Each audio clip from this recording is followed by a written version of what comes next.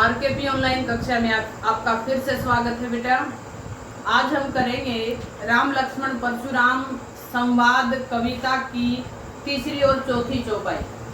अभी हमने पहली वीडियो में क्या की थी, प्रथम और द्वितीय चौपाई की थी, और आज हम करेंगे तृतीय और चतुर्थ चौपाई। बेटा ध्यान दीजिए, ध्यान से पढ़ने की जरूरत है, बिल्कुल आसान चौपाई है, समझ में आ जाएंगी।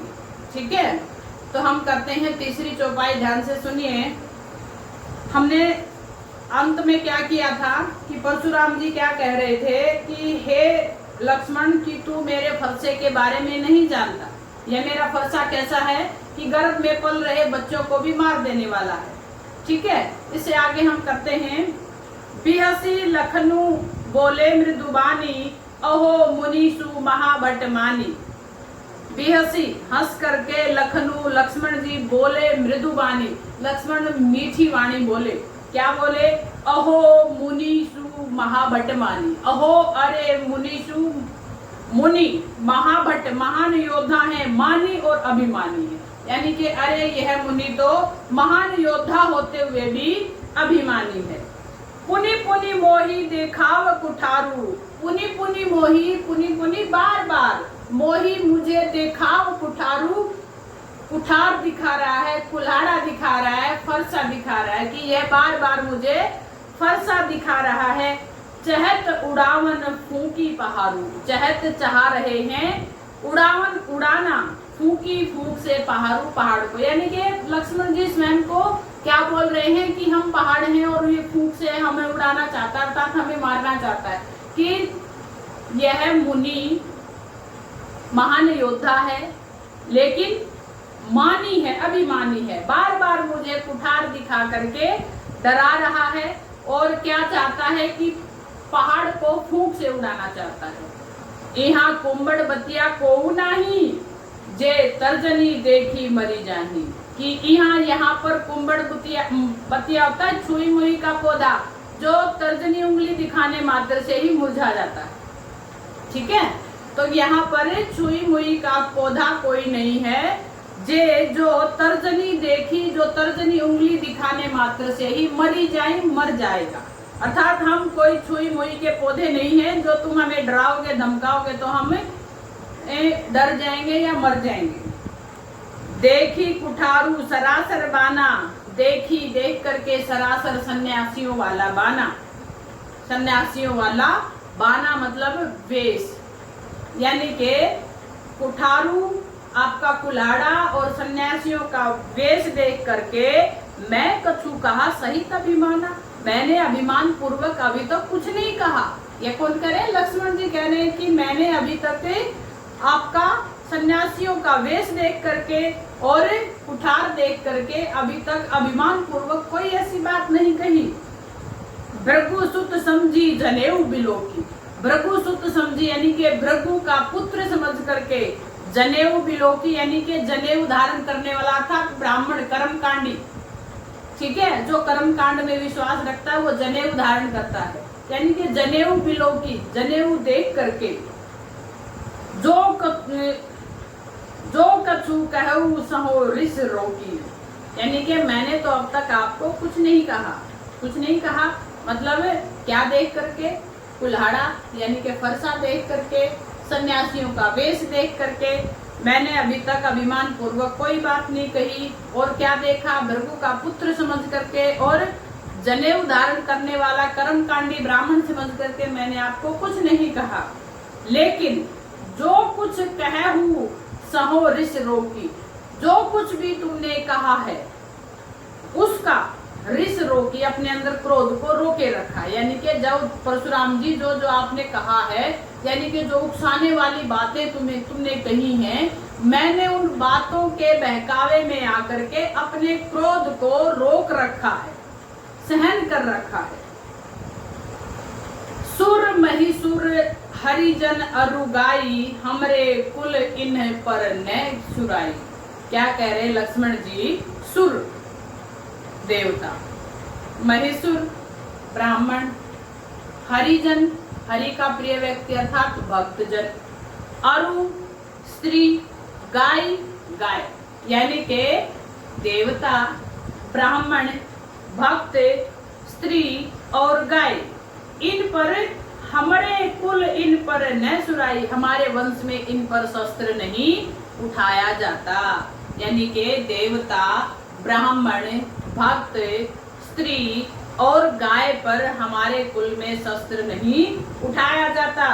बधे पापू अपकीर्ति हारे, यानी कि अगर इनके ऊपर शस्त्र उठाते हैं तो बधे पापू, पाप के बंधन में बंध जाता है, और अपकीर्ति हारे, संसार में अपकीर्ति, कीर्ति होती है प्रशंसा, और अपकीर्ति निंदा, निंदा प्राप्त करके हार जाता है।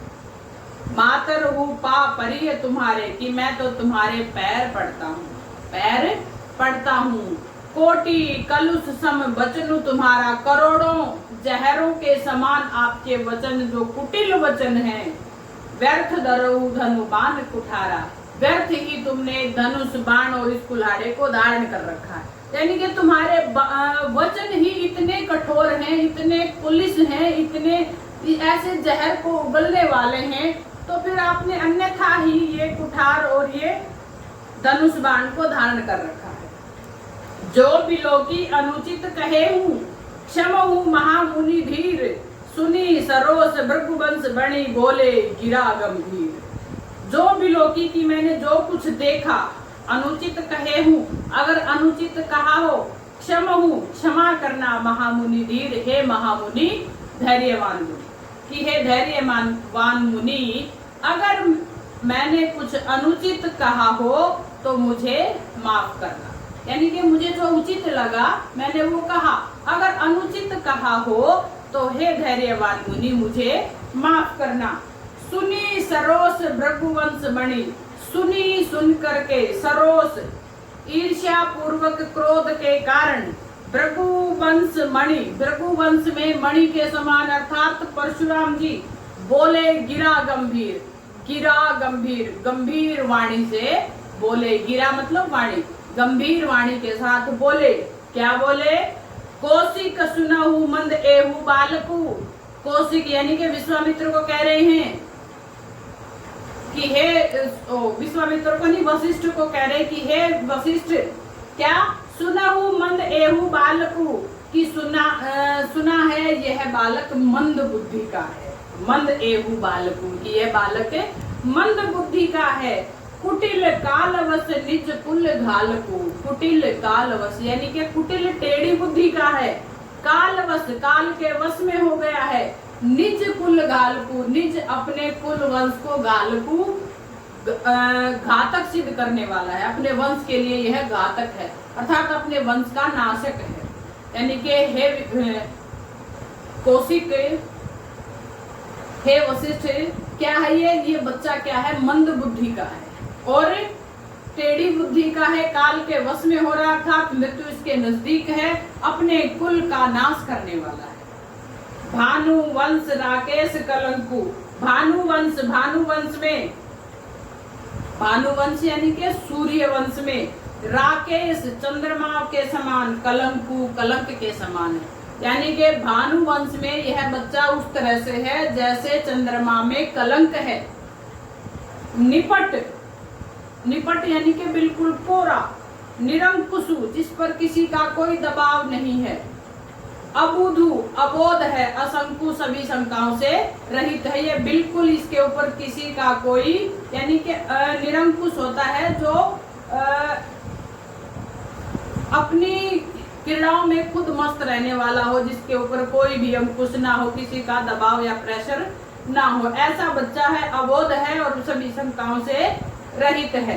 काल कवलु होई क्षण माही, कि काल का कवलु, काल कवलु होई क्षण माही, कि एक क्षण में ही यह काल का ग्रास हो जाएगा। काल कवलु, काल इसको ग्रास कर जाएगा, मृत्यु इसको मार देगी। ठीक है, तो क्या हो, कही प्रतापु बल रोसु, कहो पुकारी खोरी मोही नाई, कि मैं यह पुकार करके कह रहा हूँ खोरी माई, नाही मेरा खोट मत निकालना, कि बाद में मुझ में दोष मत निकालना। यह काल के वश में होकर के बोल रहा है और काल का ग्रास होने वाला, अर्थात इसको मृत्यु प्राप्त।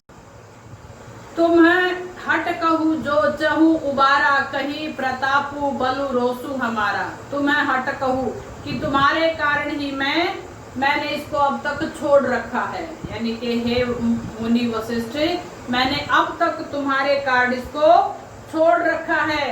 कहीं प्रतापू बलु रोसू हमारा, किसे कहिए हमारे बल और प्रताप के बारे में, हमारे गुस्से के बारे में। लखन कहे हूँ मुनि सुजसु तुम्हारा, लक्ष्मण कहने लगे हे मुनि तुम्हारे यश के बारे में, सुजसु तुम्हारा यश, तुम ही अक्षत को भर नहीं पा रहा। तुमने अक्षत कितनी बार अक्षत को भर नहीं पा रहा, यानी के बार बार उसका वर्णन कर दिया है कि हे मुनि तुमने अपने ही यश को बार बार वर्णित कर दिया है। अपने मुंह तुम आप करनी, अपने ही मुंह तुमने अपनी प्रशंसा की है। अनेक बार बहु भांति करनी, अनेक बार और बहुत प्रकार से की है, यानी कि आपने खुद ही अपने मुंह से अपनी प्रशंसा की है, अनेक बार की है और अनेक तरीकों से की है। न ही संतोषु तय पुनि कछु कहूँ, अगर फिर भी आपको संतोष प्राप्त नहीं हुआ है, नहीं संतोषी, तो पुनि कछु कहूँ, दोबारा से फिर कह दीजिए। पुनि कछु कहूँ, दोबारा और कुछ कह दीजिए। जनी रिस रोकी दुस है, दुख सह है।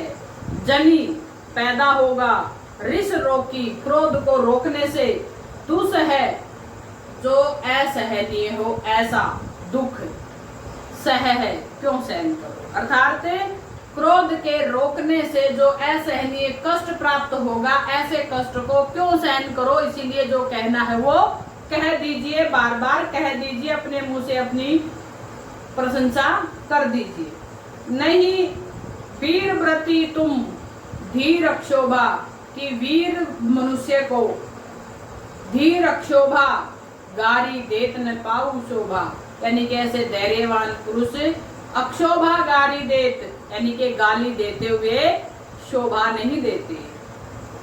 वीरता को धारण करने वाले ऐसे धैर्यवान पुरुष ऐसे मनुष्य को गाली देना शोभा नहीं देता। सूर समर करनी करही कही ने जना वही आपू, विद्यमान रन पाई रिपु कायर कथई प्रतापू। क्या कह रहे हैं लक्ष्मण?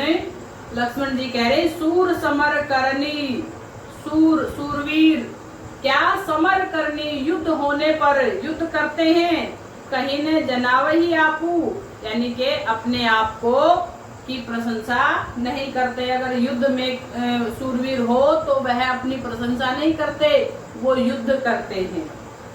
ठीक है। विद्यमान रन पाई रिपु, यानी कि युद्ध में विद्यमान दुश्मन के सामने केवल कायर मनुष्य ही अपने प्रताप की व्याख्या करते हैं। यानी कि जो सूरवीर होते हैं वो अगर युद्ध में शत्रु विद्यमान हो तो उसके साथ युद्ध करते हैं, और जो कायर मनुष्य होते हैं वो युद्ध में अपनी प्रशंसा करते हैं। तो बेटा आज हमने किया तीसरा और चौथा पैराग्राफ, यह चौपाई छंद था। चौपाई और दोहा छंद से हमने रामचरितमानस का राम लक्ष्मण परशुराम संवाद किया। तो बेटा अगली वीडियो में फिर मिलते हैं, पांचवें और छठे चौपाई की व्याख्या करेंगे। उम्मीद करती हूँ आपको समझ में आया होगा। घर पर रहिए, सुरक्षित रहिए और अपनी पढ़ाई का विशेष ध्यान रखिए।